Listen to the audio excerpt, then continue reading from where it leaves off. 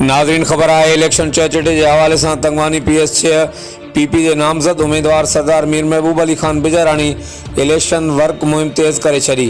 तंगवानी PS6 PP के नामज़द उम्मीदवार सरदार मीर महबूब अली खान बिजरानी, सरदार ज़ादा मीर ज़रियाब अली खान बिजरानी और मीर हैदर अली खान बिजरानी UC सैफल के मुख्तलिफ़ 25 गोठन गोठ मुक़दम दादन खान निंदवानी, गोठ मुक़दम सलाई खान निंदवानी, गोठ शफ़ी मोहम्मद जाफरी, गोठ राजा हैदरी बिजरानी, गोठ तोफ़ेल अमन जाफरी, गोठ मीरबेग बिजरानी मक्सी स्टाफ समेत मुख्तलिफ़ गोठन में पहुंची गोठन के चंगन मुड़सन और गोठन में रहंदड़ मुख्तलिफ़ बिरादरन के मानुन से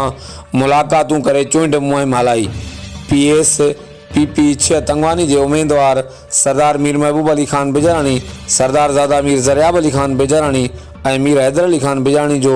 इलेक्शन वर्क मुहिम दौरान गोठ गोठ तोड़े UC सैफल के कोने कोने में हर स्टाफ ते काफ़िले मथा गुलन की वर्खा करे पुरजोश हिमायती नारन से शानदार इस्तकबाल करण से गडोगड ईंदड़ जनरल इलेक्शन में वोट और सपोर्ट जो ऐलान पूर्ण किया वियो। कैमरामैन टीम से गड जावेद उस्मान बिजरानी UC सैफल तंगवानी।